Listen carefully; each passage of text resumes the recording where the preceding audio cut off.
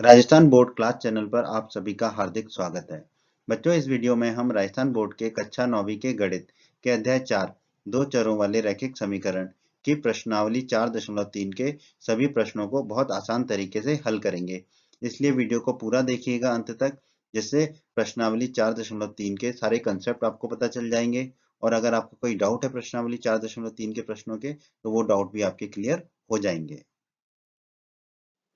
बच्चों, अगर आप हमारे चैनल पर नए हैं और आपने अभी तक राजस्थान बोर्ड क्लास चैनल को सब्सक्राइब नहीं किया है, तो जल्दी से हमारे चैनल को सब्सक्राइब कर लीजिए, सब्सक्राइब बटन को दबाकर, और बेल आइकन को भी दबा दीजिए।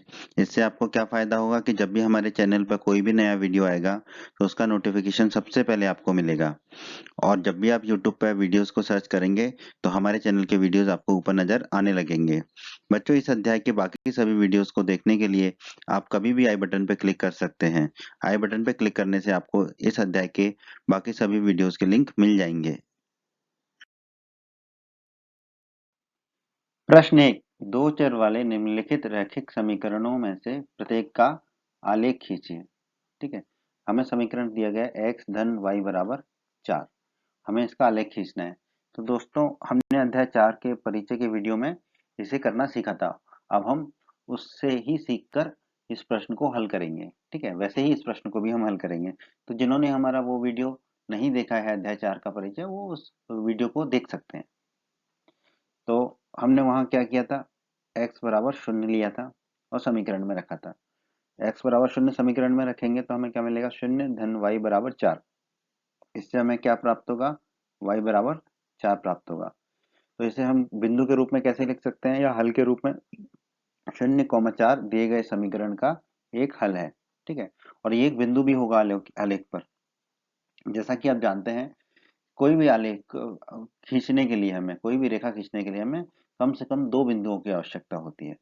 तो हमें यहाँ पर इस समीकरण के पहले हम दो हल निकालेंगे, और वो दो हल ही हमारी दो बिंदु होंगी, और उन दोनों बिंदुओं को मिलाएंगे तो हमें आलेख अर्थात रेखा प्राप्त होगी।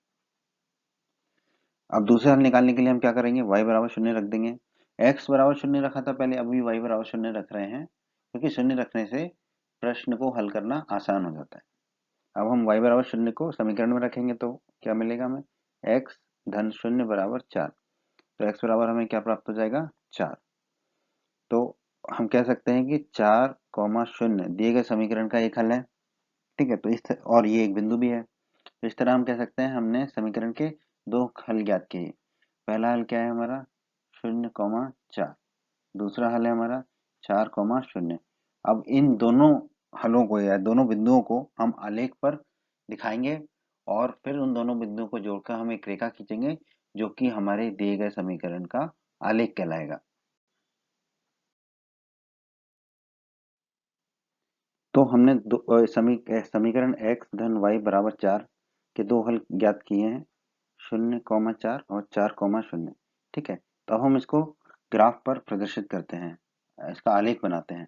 तो सबसे पहले हम बिंदु लेंगे 0,4। तो ये बिंदु लिया हमने, ये हो गया हमारा 0,4।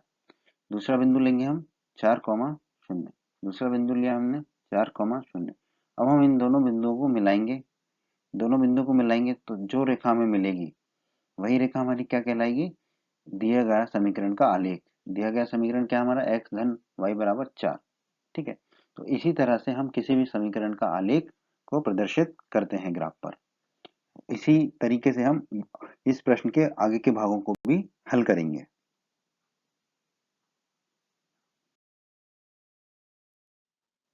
प्रश्न 1 भाग 2। इस भाग में हमें दिया गया समीकरण है x ऋण y बराबर 2, और हमें इसका क्या करना है, आलेख खींचना है। ठीक है, आलेख हमें इसका खींचना है। तो जैसा कि हमने भाग 1 में किया था, वैसा ही हम अभी करेंगे। तो सबसे पहले हम क्या रख देंगे, दिए गए समीकरण में x बराबर 0 रख देंगे। तो दिया गया समीकरण में x ऋण y हो गया, बराबर कितना हो जाएगा, 2 के। तो y बराबर हमें कितना प्राप्त होगा, ऋण के 2। y बराबर हमें मिला ऋण के 2। तो इस समीकरण का पहला हल क्या हो गया, 0, ऋण के 2, और यही हमारा पहला बिंदु हो गया। अब दूसरा बिंदु याद करने के लिए हम क्या रख देंगे, y बराबर 0। y बराबर 0 रखेंगे तो समीकरण का हल होगा, x ऋण y की जगह रख देंगे 0 बराबर 2। तो हमें क्या प्राप्त होगा, x बराबर 2। तो x बराबर 2 हमें प्राप्त हो गया। तो हमारा दूसरा हल क्या होगा समीकरण का 2,0। ठीक है, तो इस तरह हमने समीकरण के दो हल ज्ञात किए, अर्थात दो बिंदु ज्ञात किए। ठीक है, तो पहला बिंदु या पहला हल क्या है समीकरण का 0,2 और दूसरा बिंदु क्या है समीकरण का 2,0। अब हम इसको ग्राफ पर आलेखित करेंगे, खींचेंगे। तो दिए गए समीकरण x ऋण y बराबर 2 के हमने दो हल निकाले। पहला हल 0,2। ठीक है, तो इसे ग्राफ पर आलेखित करते हैं। 0,2 को आलेखित किया।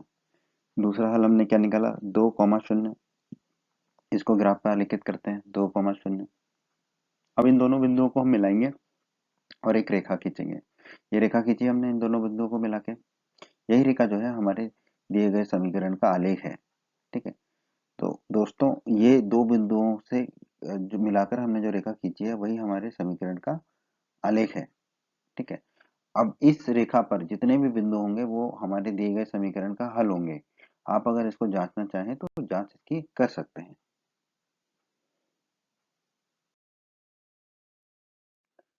प्रश्न 1 भाग 3, हमें आलेख खींचना है। दिया गया समीकरण है y बराबर 3 गुना x।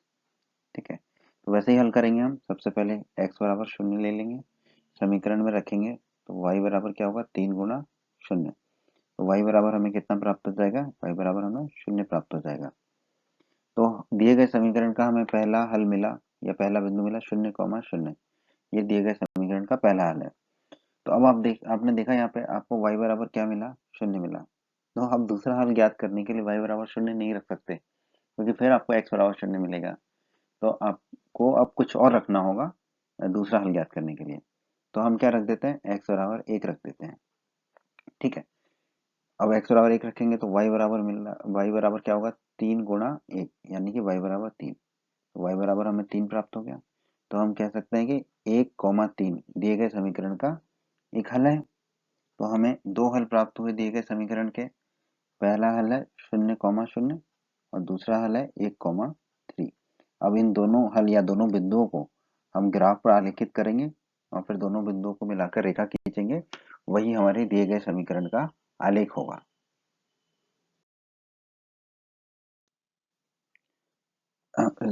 समीकरण दिया है हमें y बराबर 3x।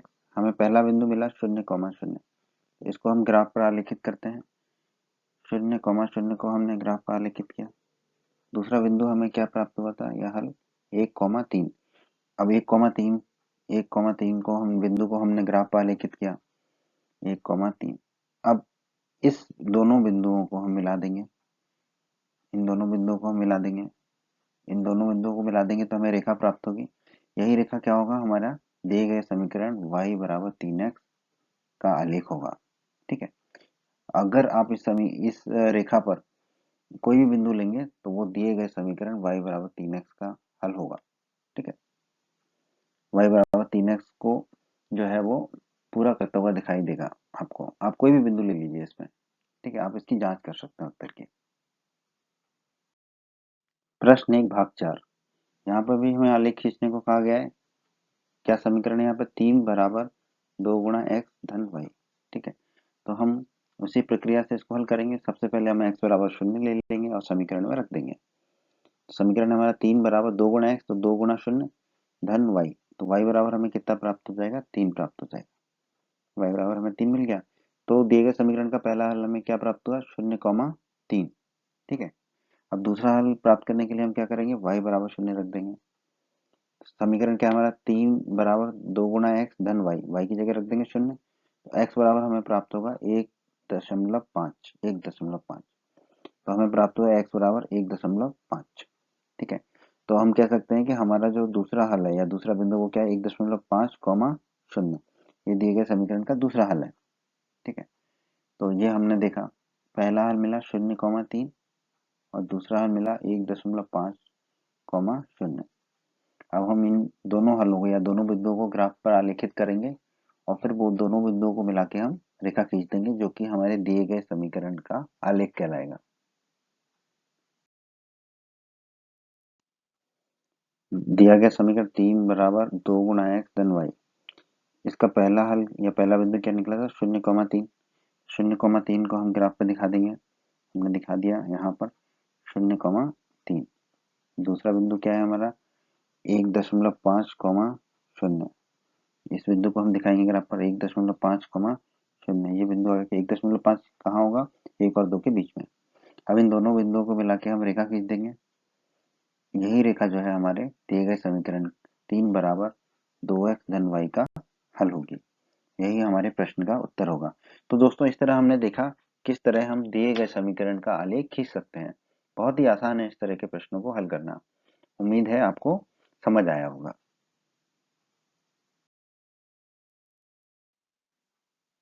प्रश्न 2, बिंदु 2,14 से होकर जाने वाली दो रेखाओं के समीकरण लिखिए। ठीक है, तो हमें इस बिंदु दिए गए बिंदु 2,14 से होकर जाने वाली दो रेखाओं के समीकरण लिखने हैं। और फिर पूछा है इस प्रकार की कितनी रेखाएं हो सकती हैं और क्यों। ठीक है, तो पहले तो हमें दो समीकरण बताने हैं इस बिंदु से होकर जाने वाली रेखाओं के, और फिर हमें बताना है कि इस प्रकार की कितनी रेखाएं हो सकती हैं और फिर उसका कारण बताना है क्यों। ठीक है, तो सबसे पहले हम पहले समीकरण को देखते हैं। ठीक है, तो इसको हल करने के लिए हम क्या करेंगे, सबसे पहले जो पहला समीकरण निकालेंगे उसके लिए ये जो बिंदु दिया गया है उन दोनों बिंदु ये इस बिंदु के जो दोनों पद हैं 2 और 14, ठीक है, उन दोनों को हम जोड़ देंगे। 2 और 14 को आप जोड़ देंगे तो आपको कितना मिलेगा 16। ठीक है, तो आप कह पाएंगे कि x धन y बराबर 16, क्योंकि 2 और 14 को जोड़ने पर हमें कितना मिला 16। x धन y बराबर 16 जो है वो दिए गए बिंदु से होकर जाने वाली एक रेखा का समीकरण है। ठीक है, तो हमारा पहला उत्तर क्या हुआ, x धन y बराबर 16।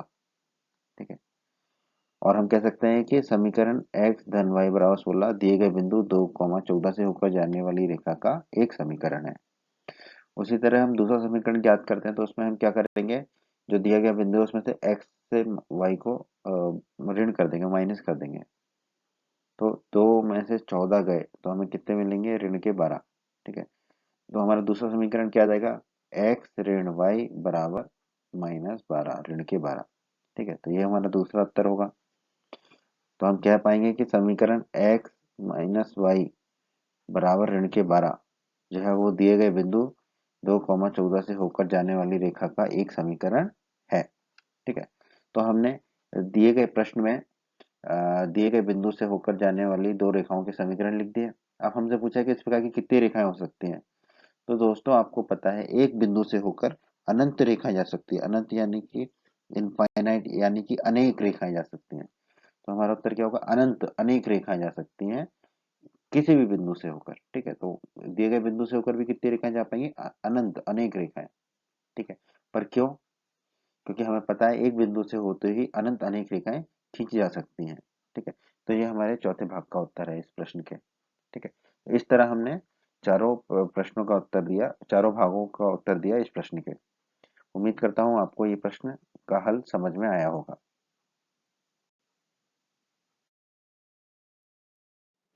बच्चों, अगर आप हमारे चैनल पर नए हैं और आपने अभी तक राजस्थान बोर्ड क्लास चैनल को सब्सक्राइब नहीं किया है तो जल्दी से हमारे चैनल को सब्सक्राइब कर लीजिए, सब्सक्राइब बटन को दबाकर, और बेल आइकन को भी दबा दीजिए।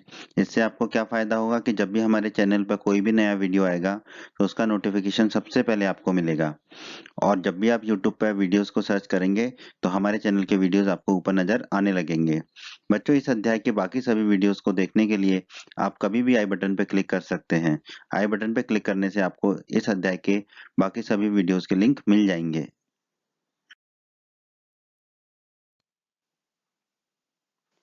प्रश्न 3, यदि बिंदु 3,4 समीकरण 3y बराबर a गुणा x धन 7 के आलेख पर स्थित है तो a का मान ज्ञात कीजिए। ठीक है, तो हमें a का मान ज्ञात करना है। दिए गए समीकरण का एक बिंदु हमें दिया गया है 3,4। ठीक है, बहुत आसान है ये प्रश्न, इसको हम हल करेंगे। तो सबसे पहले हम क्या करेंगे, बिंदु 3,4 दिए गए समीकरण, जो समीकरण दिया गया 3y बराबर a गुणा x धन 7, उसमें हम दिए गए बिंदु को रख देंगे समीकरण में। ठीक है, तो x बराबर हम क्या रख देंगे 3, और y बराबर हम क्या रख देंगे 4। x बराबर 3 और y बराबर 4 हम कहाँ रख देंगे, दिए गए समीकरण में। ठीक है, दिए गए समीकरण में y की जगह रखेंगे 4 और x की जगह रखेंगे 3। ठीक है, दिया गया समीकरण है 3y बराबर ax धन 7। y की जगह हम क्या रख देंगे 4 और x की जगह हम क्या रख देंगे 3। ठीक है, तो हो जाएगा 3 गुणा 4 बराबर a गुणा x है तो a गुणा 3 धन 7। ठीक है, तो 3 गुणा 4 कितना हो जाएगा हमारा 12। 3 गुणा 4 हो गया 12 और ये 3 a हो जाएगा धन 7। 12 में से 7 जाएंगे तो बचेगा 5, तो 3 a बराबर कितना हो जाएगा हमारा 12। 3 a हो जाएगा 5। ठीक है, तो a बराबर हमें कितना मिलेगा 5/3। तो a बराबर हमें कितना प्राप्त हुआ 5/3 और यही हमें ज्ञात करने को कहा गया था प्रश्न में। तो यही क्या है हमारे इस प्रश्न का उत्तर है a बराबर 5/3। उम्मीद करता हूं दोस्तों आपको इस प्रश्न का हल समझ आया होगा। प्रश्न 4, एक नगर में टैक्सी का किराया निम्नलिखित है। पहले किलोमीटर का किराया 8 रुपए है। ठीक है, और उसके बाद की दूरी के लिए प्रति किलोमीटर का किराया 5 रुपए है। यदि तय की गई दूरी x किलोमीटर है तो और कुल किराया y रुपए है, तो इसका एक रैखिक समीकरण लिखिए और उसका आलेख कीजिए। ठीक है, तो रैखिक समीकरण हमें लिखना है x और y में और उसका आलेख करना है। ठीक है, तो जो चीजें दी गई हैं पहले तो हम उसको लिख लेते हैं। क्या दिया गया है हमें, पहले किलोमीटर का किराया 8 रुपए है, हमने लिख लिया। फिर दिया गया है हमें और उसके बाद की दूरी के लिए प्रति किलोमीटर का किराया कितना है 5 रुपए प्रति किलोमीटर। पहले किलोमीटर के लिए वो 8 रुपए लेगा ऑटो वाला, रिक्शे वाला, और उसके बाद के लिए वो टैक्सी वाला क्या लेगा हर किलोमीटर के लिए 5 रुपए। ठीक है, जैसे कि अगर वो 2 किलोमीटर चलते हैं आप तो पहले किलोमीटर के लिए 8 लेगा, फिर उसके अगले के लिए 5 लेगा, तो कुल मिला के 13 रुपए लेगा। ठीक है, तय की गई दूरी कितनी है x किलोमीटर है। ठीक है, और कुल किराया कितना है y रुपए है। तो जो तय की गई दूरी x किलोमीटर है इसको हमें दो भाग में तोड़ना होगा, पहला किलोमीटर और पहले किलोमीटर के बाद के किलोमीटर। ठीक है, तो ये चीजें जो है वो हमें दी गई थी। ठीक है, अब हम इसको हल करते हैं, रैखिक समीकरण बनाते हैं। कुल किराया कितना है हमारा y रुपए है कुल किराया। पहले किलोमीटर का किराया कितना है 8 रुपए, तो पहले किलोमीटर का किराया होगा 8 रुपए। तो उसके बाद के किलोमीटर का कुल किराया कितना होगा, उसके बाद की दूरी गुणा 5, क्योंकि उसके बाद प्रति किलोमीटर कितने रुपए ले रहा है 5 रुपए। ठीक है, तो हमारा क्या हो जाएगा y बराबर पहले किलोमीटर का किराया 8 रुपए, फिर उसके बाद कितने किलोमीटर आप चलेंगे x ऋण 1 x-1, क्योंकि 1 किलोमीटर आप चल दिए हैं उसका किराया 8 रुपए है। ठीक है, और फिर 5 से गुणा कर देंगे क्योंकि फिर प्रति किलोमीटर कितना किराया है 5। अब हम इसको हल कर लेंगे, आसान है। y बराबर 8 को 8 लिखा, x गुणा 5 5x हो गया, ऋण के 1 गुणा 5 ऋण के 5 हो गए। 8 में से 5 जाएंगे तो 3 बचेंगे, तो हो जाएगा हमारा y बराबर 5x धन 3। तो हमारा क्या समीकरण हो जाएगा 5x माइनस वाई धन 3 बराबर 0। ठीक है, तो ये हमारे पहले भाग का उत्तर हो गया कि हमने रैखिक समीकरण लिख लिया दिए गए टैक्सी के किराए का। ठीक है, तो ये पहले भाग। अब हमें इसका आलेख करना है। तो जैसा कि हमने पिछले प्रश्न में देखा था किसी भी समीकरण का कैसे आलेख करना है, बिल्कुल उसी विधि से हम इसका आलेख करेंगे। तो हमने रैखिक समीकरण ज्ञात कर लिया 5x ऋण वाई धन 3 बराबर 0। ठीक है, अब हमें इसका आलेख करना है। तो आलेख करने के लिए हमें दो बिंदुओं की आवश्यकता होगी, अर्थात इस समीकरण के दो हलों की आवश्यकता होगी। ठीक है, तो पहला हल हम ज्ञात करेंगे x बराबर 0 रखकर और दूसरा हल हम ज्ञात करेंगे y बराबर 0 रखकर। तो हम पहला हल ज्ञात करते हैं x बराबर 0 लेने पर। ठीक है, तो दिए गए समीकरण में x बराबर 0 रखेंगे तो 5 गुणा x है। ठीक है, तो क्या हो जाएगा 5 गुणा 0 ऋण के y धन 3 बराबर 0। तो हमें क्या प्राप्त होगा ऋण के y धन 3 बराबर 0। तो हमें क्या प्राप्त हुआ y बराबर 3, y बराबर 3 मिला। तो हमें पहला बिंदु या पहला हल क्या मिला 0,3 दिए हुआ समीकरण का पहला हल मिल गया हमें। अब दूसरा हल ज्ञात करने के लिए हम क्या करेंगे y बराबर 0 लेंगे। y बराबर 0 ले लिया हमने। अब y बराबर 0 को समीकरण में रखेंगे तो समीकरण क्या होगा 5 गुणा x ऋण y था तो ऋण 0 धन 3 बराबर 0। तो हो जाएगा 5x धन 3 बराबर 0। यहाँ से हम इसे हल करेंगे तो हमें x बराबर प्राप्त होगा ऋण के 0.6 ऋण के 0.6 प्राप्त होगा। तो हमारा अगला बिंदु या अगला हल क्या हो गया ऋण के 0.6, 0। यह दूसरा हल मिल गया हमें। अब हम इसे लिख लेते हैं। तो पहला हल हमें क्या मिला 0,3, दूसरा हल हमें क्या मिला ऋण के 0.6, अब हम इसको ग्राफ पर आलेखित करेंगे, आलेख करेंगे इसका।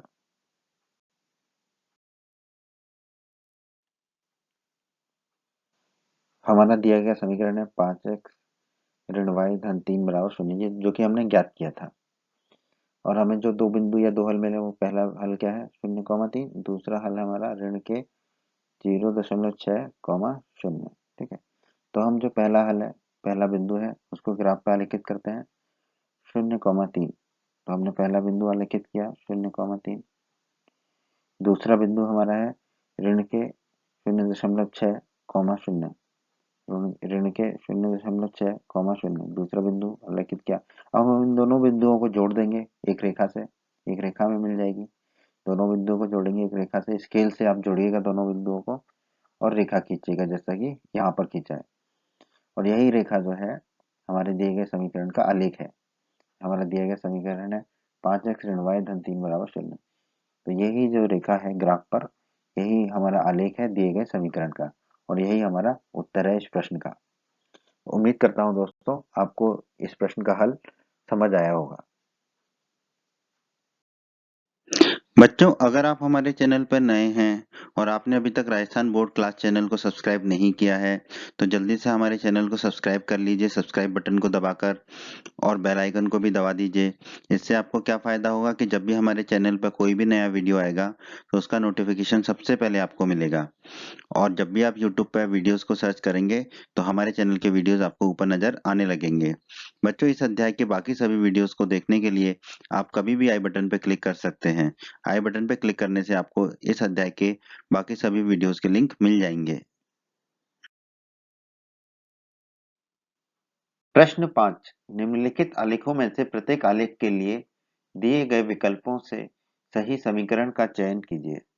ठीक है, तो हमें दो आकृति दी गई है, आकृति 4.6 और आकृति 4.7। ठीक है, तो आकृति 4.6 के लिए हमें चार समीकरण दिए गए हैं। पहला है y बराबर x, दूसरा है x धन y बराबर 0, तीसरा है y बराबर 2x, और चौथा है 2 धन 3y बराबर 7x। ठीक है, तो हमें बताना है कि इनमें से, इन चारों विकल्पों में से कौन सा समीकरण जो है वो दिए गए आलेख की का समीकरण है।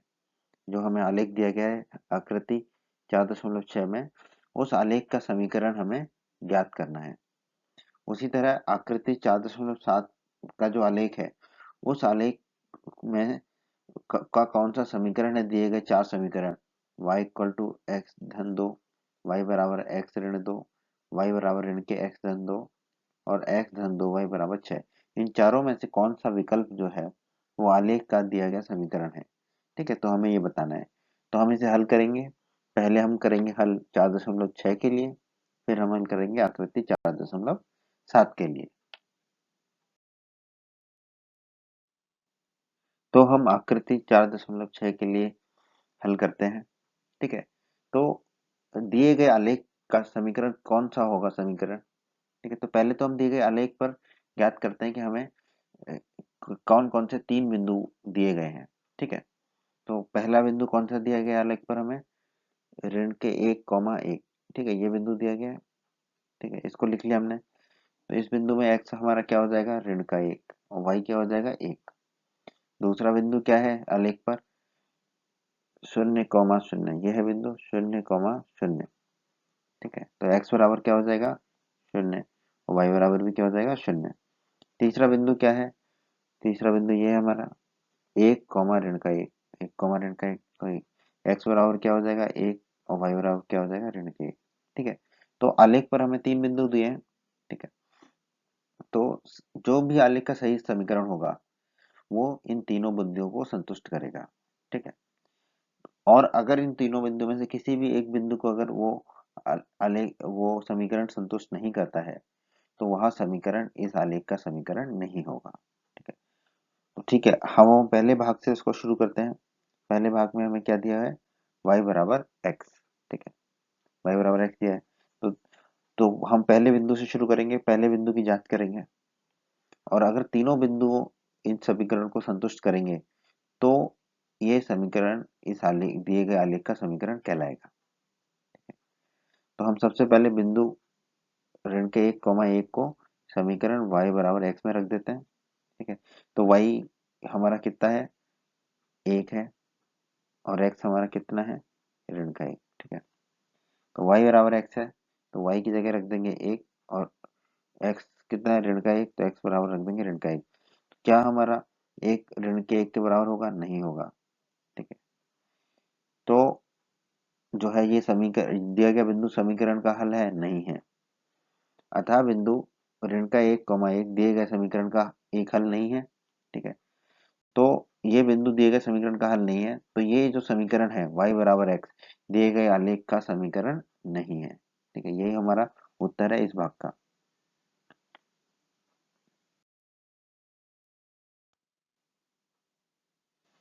दूसरा समीकरण हमें दिया गया है x धन y बराबर 0। ठीक है, तो इस पर भी हम तीनों बिंदुओं को जांच कर लेंगे। सबसे पहले बिंदु हमारा कौन सा है, ऋण का 1, 1। ठीक है, इसको हम x धन y बराबर 0 पर रख कर देख लेंगे। x बराबर क्या है, ऋण का 1, y बराबर क्या है, 1। ठीक है, तो हम समीकरण में रखेंगे, तो x धन y है, तो ऋण का 1 धन 1 बराबर 0 होगा। ठीक है, तो 0 बराबर 0 हमें मिल जाएगा।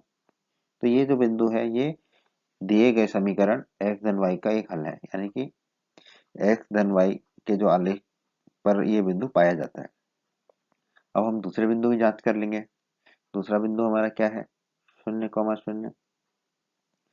अब इसको भी दिए गए समीकरण में रख देते हैं। ठीक, तो x बराबर 0 और y बराबर 0 रख देंगे, तो 0 धन 0 बराबर 0 होगा, यानी कि 0 बराबर 0। ठीक है, तो संतुष्ट करता है हमारे समीकरण को ये बिंदु। अतः बिंदु 0, 0 दिए गए समीकरण x धन y बराबर 0 का एक हल है। अब हम तीसरे बिंदु की जांच कर लेते हैं। तीसरा बिंदु क्या है हमारा, 1, ऋण का 1। इसको हम किस पे रखेंगे, x धन y बराबर 0 पर। तो x बराबर 1 और y बराबर ऋण का 1। x की जगह रख दिया हमने 1, y की जगह रख दिया ऋण का 1। तो ये भी हमारा क्या होगा, 0 बराबर 0। तो इस समीकरण को संतुष्ट करता है ये। अतः बिंदु 1, ऋण का 1 दिए गए समीकरण x धन y बराबर 0 का एक हल है।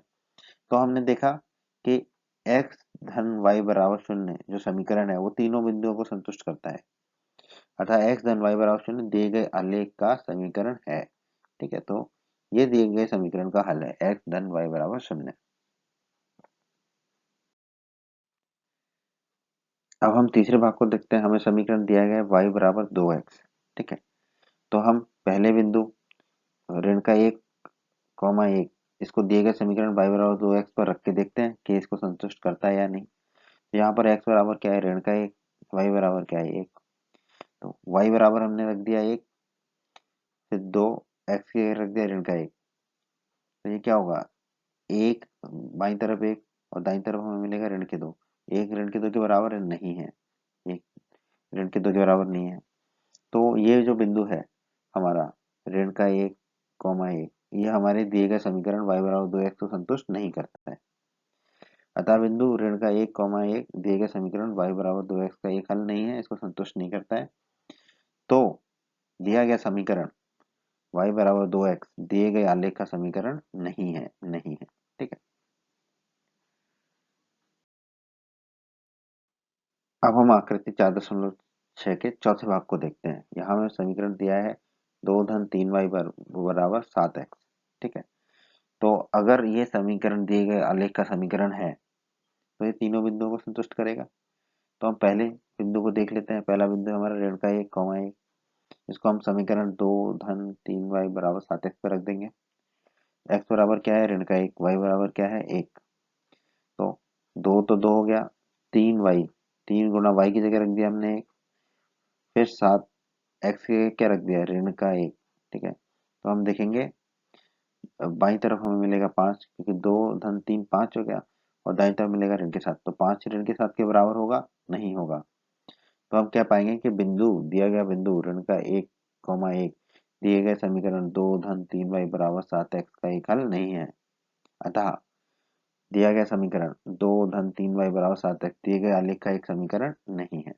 ठीक है, इस तरह से हम अपना उत्तर की प्राप्ति करेंगे।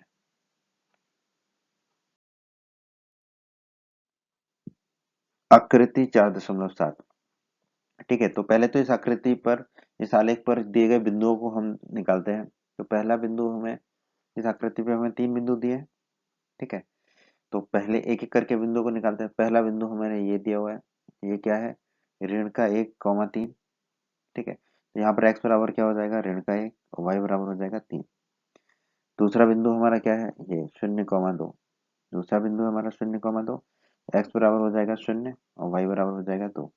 तीसरा बिंदु है हमारा ये 2,0, तो यहाँ पर x बराबर हो जाएगा 2 और y बराबर हो जाएगा 0। तो जो भी सही समीकरण होगा दिए गए विकल्पों में से, वो इन तीनों बिंदुओं को संतुष्ट करेगा।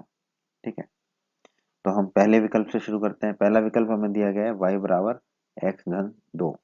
ठीक है, तो हम क्या करेंगे, जो पहला बिंदु हमारा ऋण का 1,3, इसको दिए गए समीकरण y बराबर x-2 पर रखते हैं। ठीक है, तो x बराबर हम कितना रखेंगे, ऋण का 1, और y बराबर 3। ठीक है, तो y बराबर, तो y की जगह हमने रख दिया 3 और x की जगह रख दिया ऋण का 1-2। तो हमें क्या प्राप्त होगा, बाईं तरफ हमें मिलेगा 3 और दाईं तरफ हमें मिलेगा ऋण का 1-2, यानी कि 1। क्या 3 1 के बराबर है, नहीं है। तो हम कह पाएंगे दिया गया बिंदु ऋण का 1,3 दिए गए समीकरण y बराबर x-2 का एक हल नहीं है। अतः y बराबर x-2 जो है दिए गए आलेख का समीकरण नहीं है। ठीक है, तो ये जो समीकरण है वो दिए गए आलेख का समीकरण नहीं है, क्योंकि ये दिए गए आलेख के सभी बिंदुओं को संतुष्ट नहीं कर रहा है। अब हम आकृति 4.7 के दूसरे विकल्प को देखते हैं। दूसरे विकल्प का समीकरण है y बराबर x-2। ठीक है, तो अगर ये हमारा दिए गए आलेख का समीकरण सही समीकरण होगा तो ये तीनों बिंदुओं को संतुष्ट करेगा। तो हम पहले बिंदु से शुरू करते हैं। पहला बिंदु है हमारा ऋण का 1,3। इसको हम दिए गए समीकरण y बराबर x-2 पर रख के देखते हैं। तो यहाँ पर हमारा x बराबर क्या होगा, ऋण का 1 और y बराबर है 3।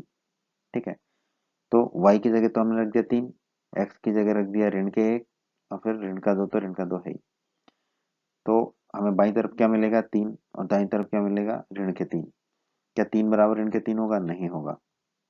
अतः हम कह पाएंगे कि बिंदु, दिया गया बिंदु ऋण का 1,3 दिए गए समीकरण y बराबर x-2 का हल नहीं है। ठीक है, तो हम कह पाएंगे कि जो दिया गया समीकरण है y बराबर x-2 दिए गए आलेख का समीकरण नहीं है। यह हमारा उत्तर हो जाएगा। आकृति 4.7 के लिए तीसरा समीकरण हमें क्या दिया, y बराबर ऋण का x-2। तो अगर ये दिए गए आलेख का सही समीकरण होगा तो ये क्या करेगा, तीनों बिंदुओं को संतुष्ट करेगा। ठीक है, तो हम पहले बिंदु को देखेंगे। पहले ऋण का 1,3, इसको दिए गए समीकरण y बराबर ऋण का x-2 पर रखते हैं।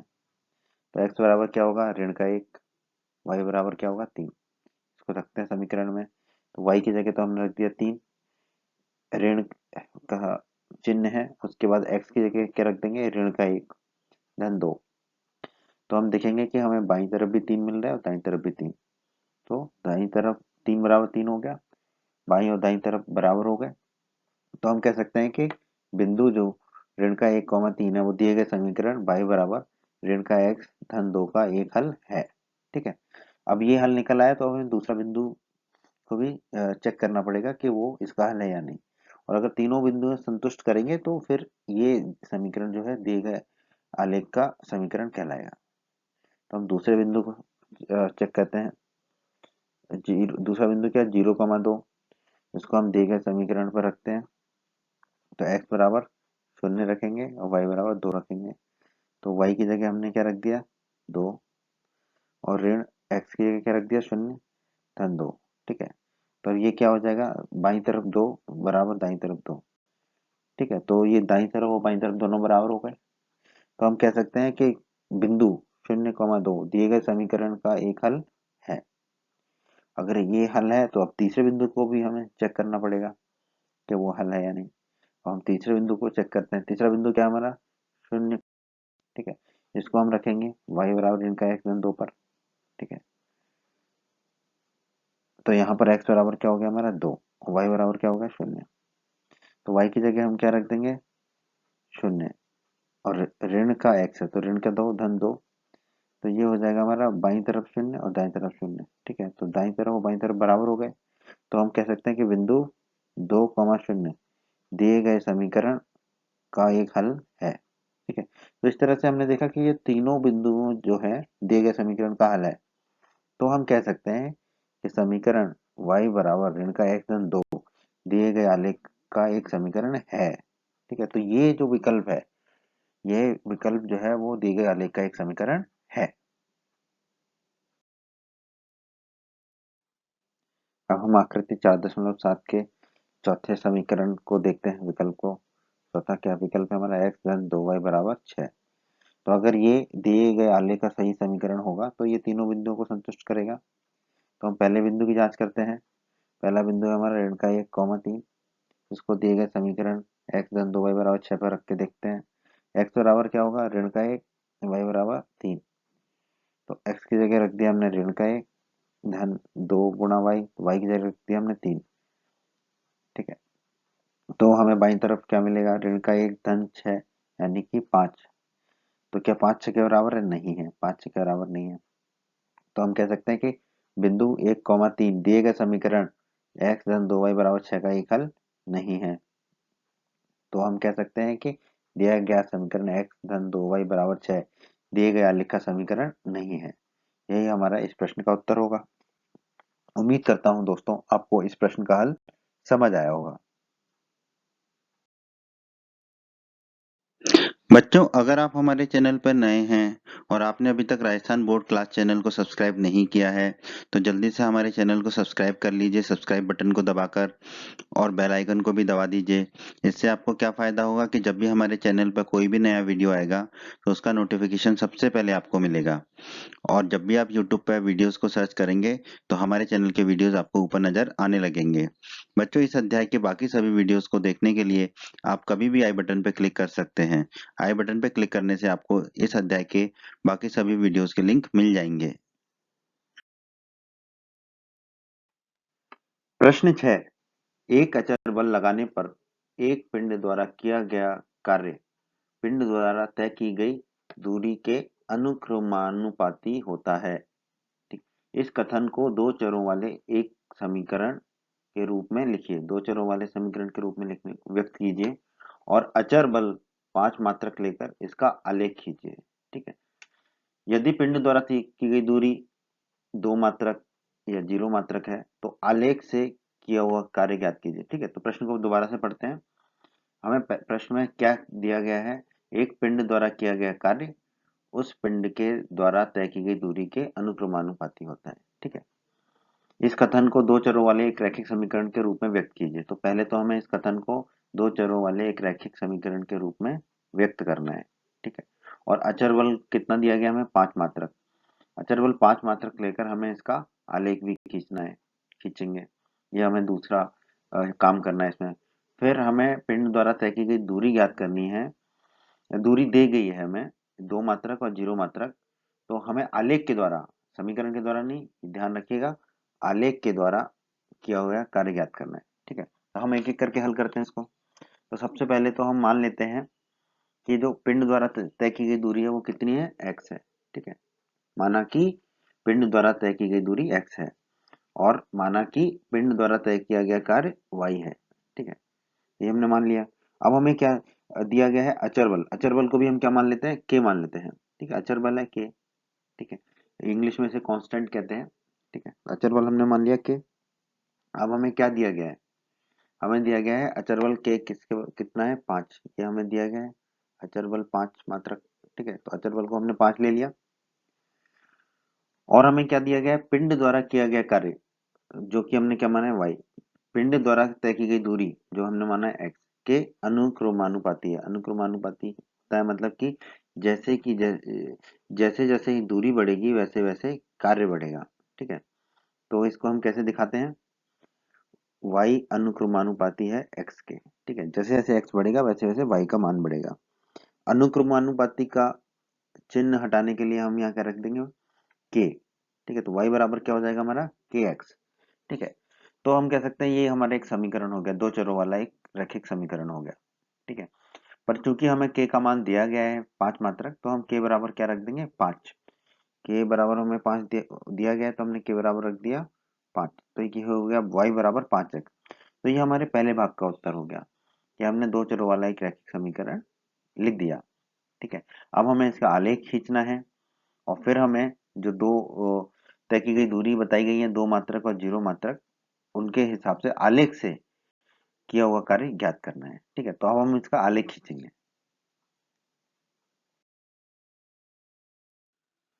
तो हमें रैखिक समीकरण क्या प्राप्त हुआ था, y बराबर 5x। ठीक है, तो अब हम सबसे पहले रैखिक समीकरण का आलेख ज्ञात करने के लिए क्या करेंगे, x बराबर 0 ले लेंगे और इसको हम समीकरण में रख देंगे। तो x की जगह हम क्या रख देंगे 0। तो y बराबर हमारा क्या आ जाएगा 5 गुणा 0। तो y बराबर हमें कितना प्राप्त हो जाएगा 0। तो हम कह सकते हैं 0,0 दिए गए समीकरण y बराबर 5x का एक हल है। ठीक है, जो कि समीकरण हमने ज्ञात किया था। तो 0,0 जो है समीकरण का एक हल है। अब हम y बराबर 0 नहीं ले सकते क्योंकि y बराबर 0 हमें प्राप्त हो गया है। तो हम क्या ले लेंगे x बराबर 1 ले लेते हैं। ठीक है, हम ऐसे ही मानों को लेते हैं जिनसे हमें सवाल को हल करने में आसानी में हो। तो अब x बराबर 1 रख देंगे हम। तो y बराबर कितना हो जाएगा 5 गुणा 1, यानी कि y बराबर हमें कितना मिलेगा 5। तो हम कह सकते हैं कि अब 1,5 जो है, क्योंकि x 1 था तो y 5 है, दिए गए समीकरण y बराबर 5x का एक हल है। ठीक है, अब हम इसको लिख लेंगे। तो हमें पहला हल क्या प्राप्त हुआ 0,0। दूसरा हल हमें क्या प्राप्त हुआ 1,5। ठीक है, अब हम इसको आलेखित करेंगे। क्योंकि हमें दो बिंदु प्राप्त हो गए और इन दो बिंदुओं को हम ग्राफ पर लिखेंगे और फिर इन दोनों बिंदुओं को मिलाएंगे, तो जो रेखा हमें प्राप्त होगी वही हमारा इस समीकरण का आलेख कहलाएगा।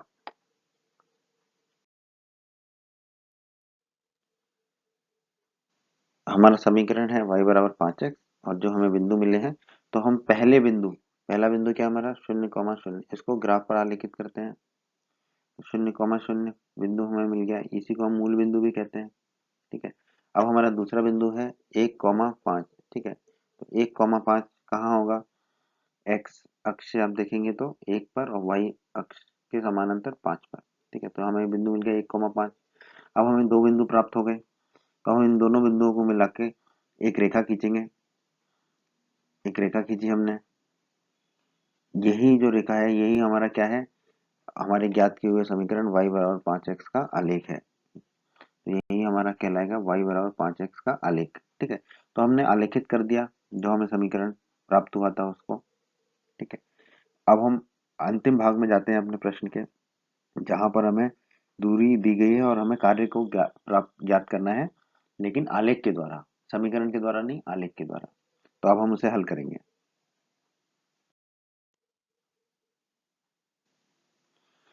अब हमें पिंड द्वारा तय की गई दूरी दी गई है, तो पहले भाग में हमें दूरी दी गई है 2 मात्रक और दूसरे भाग में दी गई है 0 मात्रक। तो हम पहले पहले भाग को हल करते हैं जहां पर हमें दूरी दी गई है 2 मात्रक। ठीक है, तो ये आप देखिए ग्राफ यहाँ पर रेखा खींची हुई है, आलेख खींचा हुआ है पहले से ही जो हमने अभी किया था। ठीक है, अब हमें 2 मात्रक दी गई है दूरी। दूरी को हमने किस अक्ष पर लिया था, एक्स अक्ष पर लिया है और कार्य हमारा है वाई अक्ष पर। ठीक है, कार्य है हमारा वाई अक्ष पर, क्योंकि हमने दूरी को क्या माना था एक्स और कार्य को क्या माना था वाई। ठीक है, तो एक्स बराबर हमारा क्या हो जाएगा 2। तो अब हम जो एक्स है, एक्स बराबर 2 के 2 से लंबवत एक रेखा खींचेंगे जो कि हमारे ज्ञात किए हुए आलेख को काटे। ठीक है, तो ये हमने रेखा खींच दी।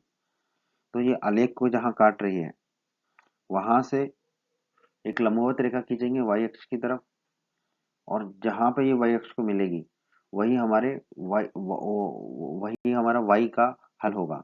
ठीक है, वही हमारा वाई का मान होगा और वाई हमारा क्या है कार्य। ठीक है, तो ये ऐसे कह सकते हैं हमें वाई कितना मिलेगा, वाई मिल गया हमें 10। ठीक है, वाई मिल गया 10 और वाई क्या है हमारा कार्य, तो वाई हमें प्राप्त हुआ 10। ठीक है, तो हम कह सकते हैं कि जब पिंड द्वारा तय की गई दूरी 2 मात्रक है तो किया हुआ कार्य कितना होगा 10। किया हुआ कार्य होगा 10। ठीक है, तो ये हमारा पहले भाग का उत्तर हो जाएगा इसका।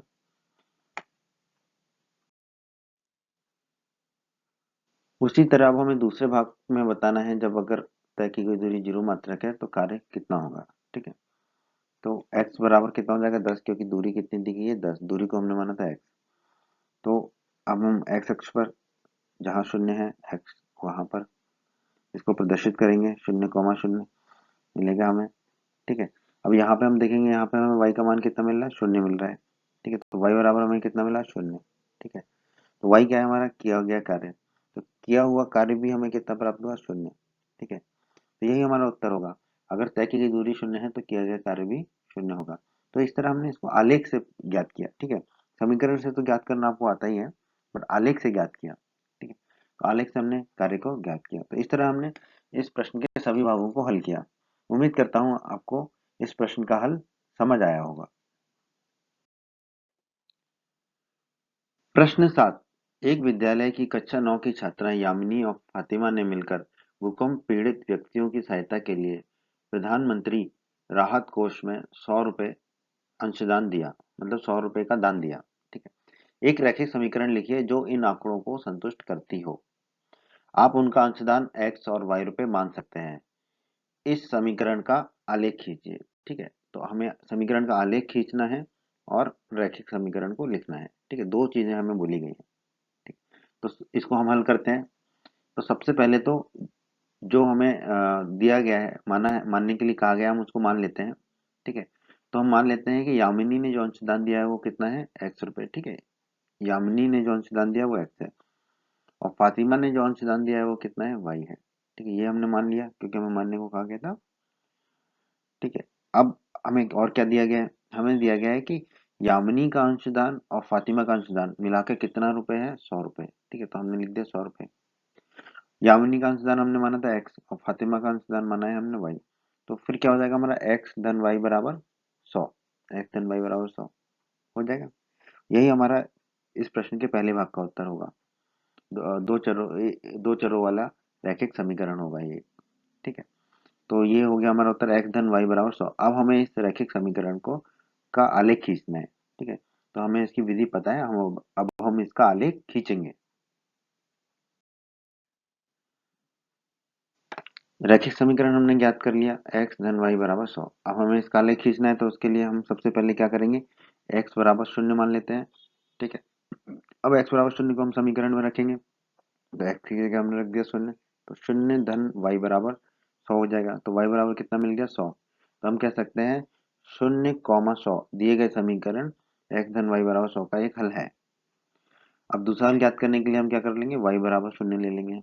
y बराबर 0 को हम समीकरण में रखेंगे तो हमें क्या मिलेगा, x धन 0, क्योंकि y की जगह हमने क्या रख दिया 0, बराबर 100।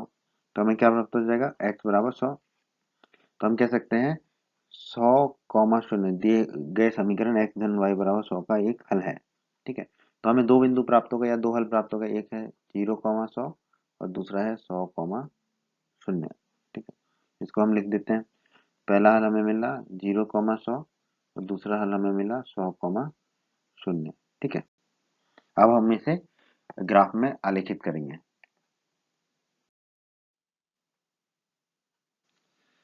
हमें समीकरण मिल गया x धन y बराबर 100 और हमें दो बिंदु भी मिल गए। अब हम इन दोनों बिंदुओं को ग्राफ पर आलेखित करेंगे। तो सबसे पहले तो आप ग्राफ पर ध्यान दीजिए। हमने जो यहाँ पर ग्राफ लिया है उसमें हमने क्या लिखा है, 50, 100, 150, 200। क्यों लिखा है, क्योंकि हमें कौन कौन से बिंदु आलेखित करने हैं, 0,100, 100,0। ठीक है, तो इसलिए हमने ग्राफ भी अपना उसी हिसाब से लिया है। ठीक है, तो हमने ग्राफ के चारों तरफ इसी तरह से अंकों को लिया है, 50, 100, 150, 200। अब हम पहले बिंदु को आलेखित करते हैं। पहला बिंदु हमारा क्या है, 0,100। ठीक है, तो 0,100 हमारा यहाँ होगा, x बराबर 0 और y बराबर 100। ये हो गया हमारा पहला बिंदु। दूसरा बिंदु होगा हमारा 100,0। ठीक है, तो 100,0 हमारा यहाँ हो गया, लिख दिया हमने 100,0। अब इन दोनों बिंदुओं को मिलाएंगे तो हमें एक और एक ही रेखा प्राप्त होगी। ये हम दोनों बिंदुओं को मिलाए हमें रेखा प्राप्त हो गई। यही रेखा क्या है, हमारा प्राप्त किए हुए समीकरण का आलेख है। प्राप्त किया हुआ समीकरण था हमारा x धन y बराबर 100, इसका आलेख है। तो यही हमारा अंतिम भाग का उत्तर है। हमने ग्राफ पर आलेखित कर दिया समीकरण को। उम्मीद करता हूँ दोस्तों आपको इस प्रश्न का हल समझ आया होगा। बच्चों, अगर आप हमारे चैनल पर नए हैं और आपने अभी तक राजस्थान बोर्ड क्लास चैनल को सब्सक्राइब नहीं किया है, तो जल्दी से हमारे चैनल को सब्सक्राइब कर लीजिए, सब्सक्राइब बटन को दबाकर, और बेल आइकन को भी दबा दीजिए। इससे आपको क्या फ़ायदा होगा कि जब भी हमारे चैनल पर कोई भी नया वीडियो आएगा, तो उसका नोटिफिकेशन सबसे पहले आपको मिलेगा। और जब भी आप YouTube पर वीडियोस को सर्च करेंगे, तो हमारे चैनल के वीडियोस आपको ऊपर नज़र आने लगेंगे। बच्चों, इस अध्याय के बाकी सभी वीडियोस को देखने के लिए आप कभी भी आई बटन पर क्लिक कर सकते हैं। आई बटन पर क्लिक करने से आपको इस अध्याय के बाकी सभी वीडियोस के लिंक मिल जाएंगे। प्रश्न 8। अमेरिका और कनाडा जैसे देशों में तापमान फ़ारेनहाइट में मापा जाता है, जबकि भारत जैसे देशों में तापमान सेल्सियस में मापा जाता है। यहाँ फ़ारेनहाइट को सेल्सियस में रूपांतरित करने वाला एक रैखिक समीकरण दिया है। F बराबर 9/5 गुणा C धन 32। ठीक है, यहाँ पर F फ़ारेनहाइट में तापमान है और C सेल्सियस में तापमान है। अब हमसे इसमें 5 भाग पूछे इस प्रश्न में। पहला भाग है सेल्सियस को एक्स अक्ष और फ़ारेनहाइट को वाई अक्ष मानकर सेल्सियस को एक्स अक्ष और फ़ारेनहाइट को वाई अक्ष मानकर ऊपर दिए गए रैखिक समीकरण का आलेख खींचिए। ठीक है, तो जो समीकरण दिया उसका हमें आलेख खींचना है। दूसरा भाग, यदि तापमान 30 डिग्री सेल्सियस है तो फ़ारेनहाइट में कितना होगा बताएंगे हम। यदि तापमान 95 डिग्री फ़ारेनहाइट है तो सेल्सियस में तापमान कितना होगा बताना है हमें। यदि तापमान 0 डिग्री सेल्सियस है तो फ़ारेनहाइट में कितना होगा, और यदि तापमान 0 डिग्री फ़ारेनहाइट है तो सेल्सियस में कितना होगा बताएंगे। पांचवें भाग में हमसे पूछा है क्या ऐसा कोई तापमान है जो फ़ारेनहाइट और सेल्सियस दोनों के लिए संख्यात्मकता समान हो, यदि हाँ तो उसे ज्ञात कीजिए। तो हम इन पांचों भागों को एक एक करके हल करेंगे। हल करते हैं हम। दिया गया है, क्या दिया गया है हमें, रैखिक समीकरण F बराबर 9/5 गुणा C धन 32।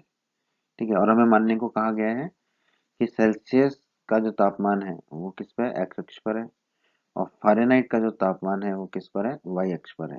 ठीक है, ये हम मान लेंगे। तो हमें इसका आलेख खींचना है। आलेख खींचने के लिए हम पहले दो बिंदुओं को ज्ञात करेंगे। तो पहला बिंदु ज्ञात करने के लिए हम क्या करेंगे, c बराबर 0 ले लेंगे और समीकरण में रख देंगे। तो f बराबर क्या हो जाएगा, 9/5 गुणा c की जगह हमने रख दिया 0 धन 32। तो ये क्या हो जाएगा हमारा 0 धन 32। ठीक है, 0 धन 32। f बराबर हमें कितना मिल जाएगा, 32। तो हम क्या पाएंगे कि 0,32 दिए हुए समीकरण का एक हल है या एक बिंदु है। अब हम दूसरा बिंदु को ज्ञात करते हैं। दूसरे बिंदु को ज्ञात करने के लिए हम क्या करेंगे, f बराबर 0 ले लेंगे। f बराबर 0 को हम समीकरण में रखेंगे तो हमें क्या मिलेगा, 0 बराबर 9/5 गुणा C धन 32। जब हम इसको हल करेंगे तो हमें C का मान प्राप्त होगा ऋण के 17.8।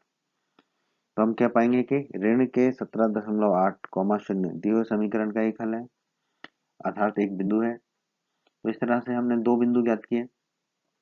कौन कौन से दो बिंदु ज्ञात किए, पहला बिंदु 0,32 और दूसरा बिंदु है ऋण के 17.8 0।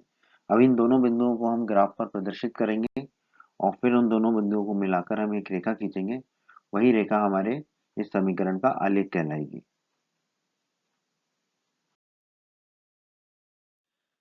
आइए अब हम इसको ग्राफ पर आलेखित करते हैं।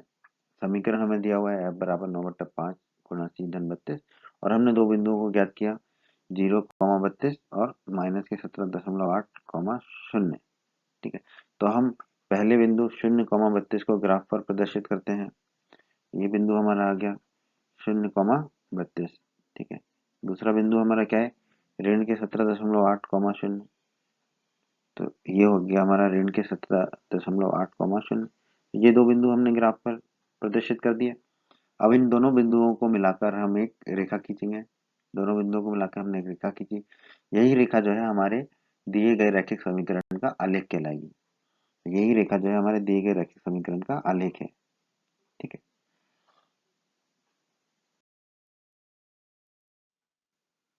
प्रश्न 8 के भाग 2 में दिया है कि यदि तापमान 30 डिग्री सेल्सियस है तो फ़ारेनहाइट में क्या होगा, तापमान क्या होगा ज्ञात कर लेंगे।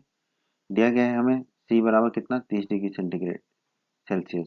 ठीक है, इसको हम अपने दिए गए रैखिक समीकरण में रख देंगे। ठीक है, तो C बराबर 30 रखने पर, कहाँ पर रखने पर, रैखिक दिए गए रैखिक समीकरण में, यहाँ पर हम C बराबर 30 रख देंगे। तो C की जगह हमने क्या रख दिया, 30। तो F बराबर हमारा क्या होगा, 9/5 गुणा 30 धन 32। ठीक है, अब आप 5 से 5 काटेंगे तो ऊपर मिलेगा 6, तो बच जाएगा आपका 9 गुणा 6 धन 32। 9 गुणा 6 कितना हो जाएगा आपका 54, तो हो जाएगा F बराबर 54 धन 32। तो F बराबर आपको कितना मिल गया 86 डिग्री फ़ारेनहाइट। यही आपके इस भाग 2 का उत्तर है।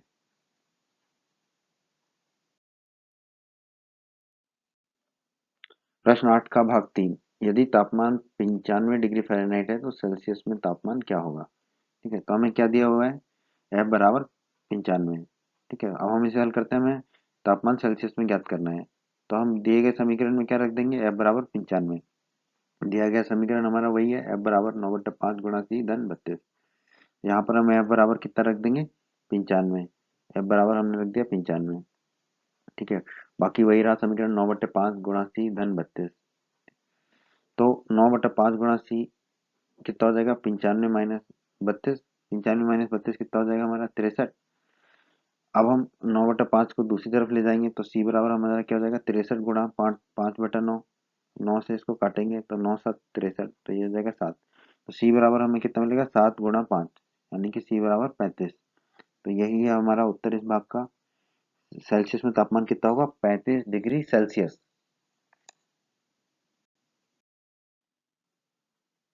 प्रश्न 8 के भाग 4 में हमें दो चीजें पूछी गई हैं कि अगर तापमान 0 डिग्री सेल्सियस है तो फ़ारेनहाइट में क्या होगा, और यदि तापमान 0 डिग्री फ़ारेनहाइट है तो सेल्सियस में क्या होगा। तो हम इन दोनों भागों को हल करते हैं। हमें दिया गया है पहले भाग में C बराबर 0, तो हम दिए गए समीकरण में C बराबर क्या रख देंगे 0 रख देंगे। समीकरण हमारा वही है, यहाँ पर हम C की जगह क्या रख देंगे 0।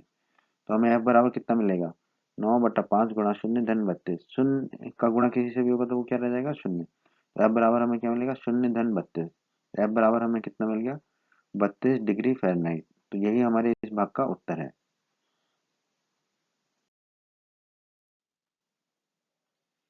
इसी प्रश्न के इसी भाग में दूसरे भाग में हमसे पूछा है तापमान अगर 0 डिग्री फ़ारेनहाइट है तो सेल्सियस में क्या होगा।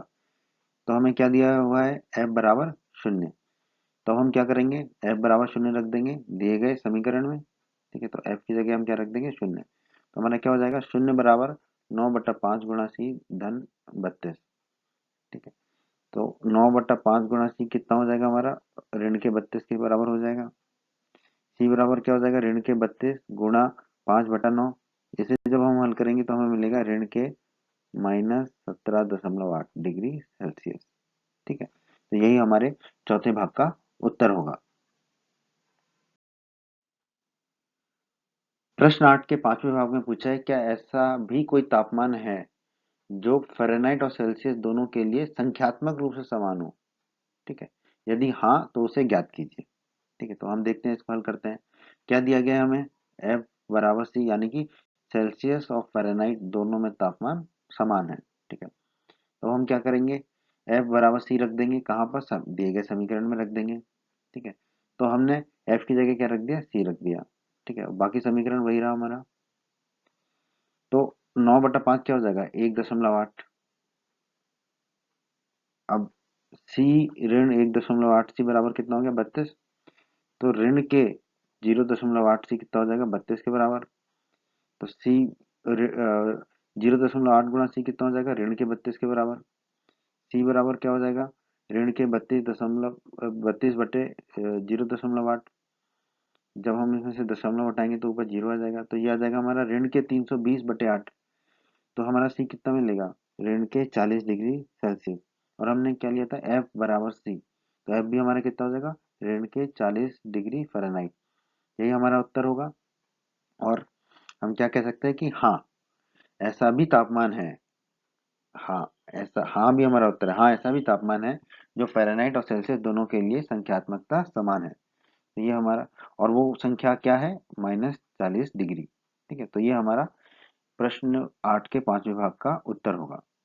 उम्मीद करता हूँ दोस्तों आपको ये प्रश्न का हल समझ आया होगा। उम्मीद करते हैं बच्चों आपको हमारा ये वीडियो पसंद आया होगा।